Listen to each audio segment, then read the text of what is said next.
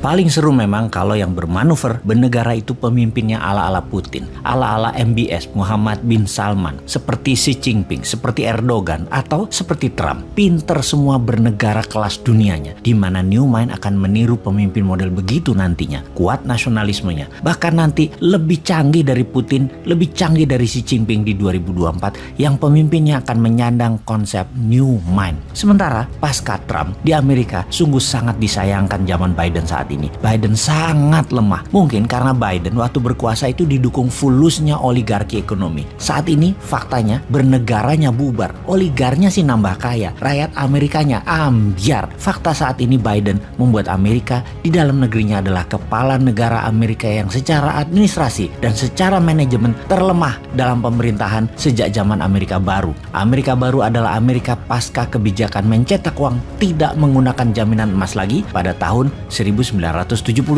Printing dolar inilah yang membuat Amerika seperkasa sekarang. Terpilihnya Biden dan Kamala Harris adalah boneka oligarki Amerika yang memilih presiden lemah. Lepasnya Afghanistan di awal jabatannya adalah bukti nyata kelemahannya, dan sekarang di dalam negeri Amerika yang namanya maling itu sudah terang-terangan. Amerika di dalam negerinya terjadi krisis ekonomi dan krisis kepercayaan yang tertinggi terhadap pemerintahnya saat ini. Kriminal saat ini di mana-mana terjadi di dalam negeri Amerika. Dan di luar negeri, sekarang Amerika ditantang Rusia di sisi Eropa dan ditantang Tiongkok di sisi Laut Natuna Utara. Kita review Rusia sebentar. Kita tahu Putin itu bolonya Trump dan bukan bolonya atau sekutunya Biden, bukan. Jadi sekarang Putin mulai bermain. Putin memainkan dua hal, harga minyak dan gas bumi dan mencaplok wilayah baru. Kita tahu di tahun 2014 Putin mencaplok Crimea dan dunianya bengong. Sekarang 170.000 tentara Rusia ada di perbatasan Ukraina, full battlesuit, dan belum pernah terjadi pergerakan tentara Rusia semasif seperti ini sejak Perang Dingin atau Cold War Soviet dulu. Ada apa dengan Rusia ini? Ada apa dengan Ukraina? Ukraina perang lawan Rusia itu karena apa?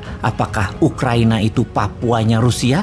Atau mirip seperti Timor Timurnya Indonesia? Atau ambisi Putin bagaikan sakit hatinya Nazi Jerman terhadap Yahudi dan wilayah yang dipengaruhi Yahudi mulai dianeksasi digabung oleh Jerman. Yahudinya kemudian dibantai. Apakah seperti itu Putin itu? Kita akan bedah Putin dari alasannya, kemudian dari rencananya. Hal ini penting kita memahami apa yang akan terjadi, sehingga yang bagus kita tiru cara bernegaranya dan yang jelek kita tinggalkan. Nanti pada saat New Mind berkuasa, tidak seperti sekarang yang kental KKN dan konspirasi pejabat penguasa atau konspirasi peng-peng yang tidak membuat bangsa ini menjadi besar bernegaranya. Pastinya Putin yang sudah 25 tahun menjabat ini ingin menjabat selamanya, dan memang itu ambisinya. Strategi terbaiknya bagaimana? Ini ada di buku pelajaran dasar di Akademi Militer, yaitu melakukan penaklukan sebagai pembuktian dia pemimpin besar. Gajah Mada dengan ekspansi kerajaan Majapahit, Tiongkok dengan ekspansi ekonomi berbasis kekuatan negara, mengeruk habis harta negara lain. Kemudian juga Amerika, yang keduanya menggunakan soft power ala Tiongkok dan hard power ala Amerika,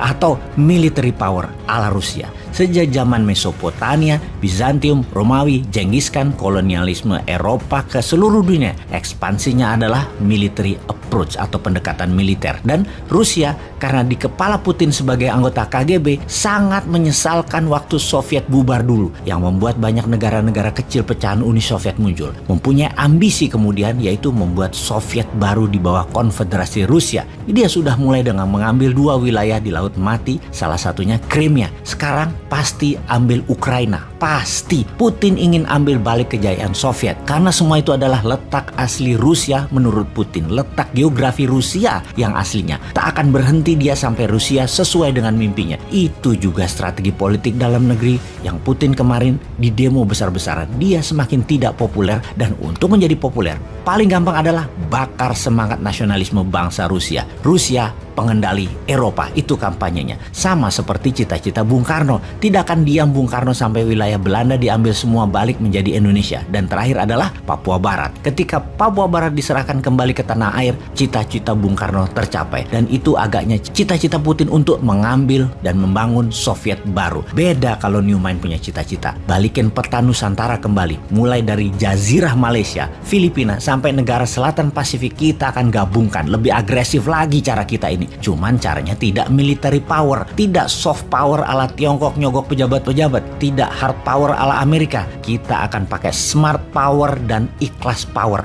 Mereka gabung sendiri di bawah Konfederasi Nusantara. Lihat aja nanti. Baik, kembali ke topik. Dapat disimpulkan, Putin pasti akan ambil Ukraina. Perang akankah terjadi di wilayah itu? Nah, ini akan kita jelaskan sebentar lagi. Tujuan Putin ambil Ukraina adalah kembalikan kejayaan Soviet. Wilayah asli Rusia dijayakan olehnya kembali. Dirinya akan mendeklar sebagai New Tsar, gaya baru dibungkus demokrasi ala-ala, membuat dirinya pemimpin seumur hidup di Rusia. Disinilah Newman melihat peluang besar dan berharap perang Ukraina terjadi. Kita akan jadi negara besar dengan peluang itu. Maka hanya Newman yang berharap Ukraina dicaplok Rusia atau Taiwan dicaplok Tiongkok. Pasti Indonesia langsung menjadi negara besar. Ini kalau Newman yang pegang negaranya. Kalau Lord, ya gua nggak tahu. Paling urusannya cuman cuan.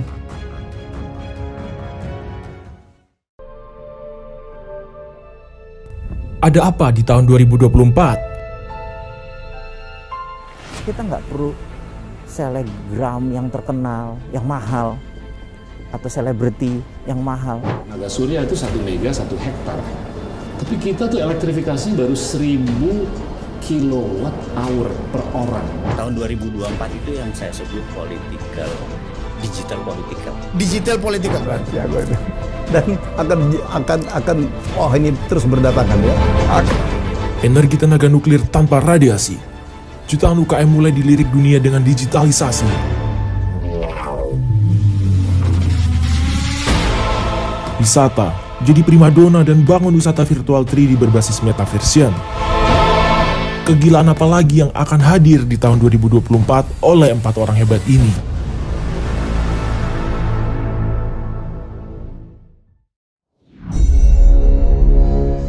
Ketika Belarusia membuka perbatasan dengan Polandia sehingga terjadi migrasi manusia ke arah Polandia dari Belarusia, maka komentar Bosman, jago nih Putin. Kampret, kapan Indonesia punya pemimpin negara seperti Putin atau seperti Xi Jinping ketika mengelola negara dapat mengangkat Indonesia ke tingkat dunia. Ngimpi banget dah.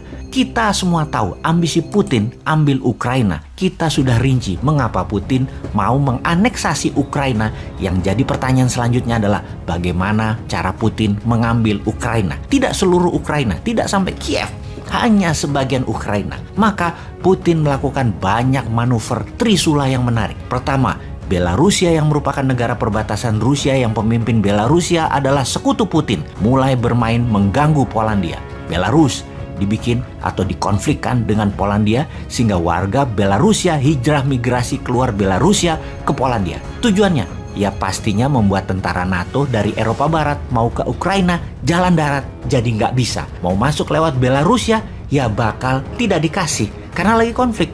Saat ini sekutu NATO hanya Amerika dan Inggris yang stand alone, tidak terpengaruh gas Rusia. Sementara Jerman, Prancis, Spanyol, dan negara Eropa Barat lainnya energi gasnya bergantung pada Rusia bahkan lebih dari 60%. Efeknya ketika mereka mau masuk ke Belarusia atau membela Ukraina diancam oleh Rusia dengan gas Rusia. Sejauh ini Jerman belum berani dan negara Eropa lainnya tidak berani bergerak ke Ukraina mendukung Inggris dan Amerika karena tekanan gas Nord Stream 1 dan Nord Stream 2 milik Gazprom Rusia dikendalikan mati nyalanya oleh Rusia. Eropa Barat jadi nggak berani bergerak mereka saat ini. Kapal selam Rusia sudah masuk ke Laut Baltik. Militer Rusia jaga di Laut Baltik.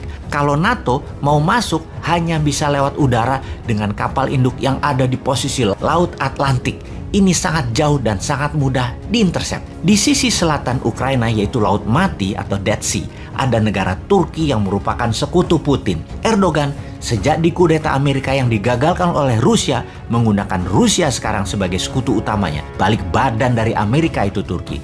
Jadi NATO menyerang Rusia atau Ukraina dari selatan, pasti Turki tidak akan kasih wilayah udaranya ke NATO. NATO hanya bisa masuk dari Gibraltar atau dari Italia yang pasti kejauhan. Dari Samudra Atlantik, dari Swedia atau dari Jerman juga nggak gampang. Ukraina saat ini sitting duck bagai bebek yang tinggal dieksekusi oleh Rusia. Sulit untuk menolong Ukraina. Strategi hebat Putin sulit dilawan. Ukraina mangsa lemah yang tidak ada yang bisa menolong dari cengkraman Rusia. Lewat udara sudah diblok di Polandia dan Belarusia. Eropa Barat ditekan melalui gas. Amerika Inggris hanya bisa serang dari Gibraltar atau dari utara Belarusia, dari Latvia. Jadi kesimpulan, lupakan NATO, Anda kalah strategi sama Putin. Apa efek perang Ukraina tersebut? Kita semua tahu harga minyak mentah di tahun 2021 naik 50% menjadi di harga sekarang sekitar $77 per barelnya. Setiap kenaikan $1, Rusia untung mendekati angka $1 billion per harinya dari minyak tersebut. Ketegangan Ukraina akan membuat minyak mentah dan harga gas naik. Ditarget naik 20%-an dari nilai sekarang ke arah $100 per barelnya. Rusia untung dari dua sisi, untung dari harga minyak dan gas, serta dapat Ukraina kalau perang terjadi antara sekutu versus Rusia. Rusia saat ini di atas angin. Di sisi lain, perang pasti berlangsung cepat.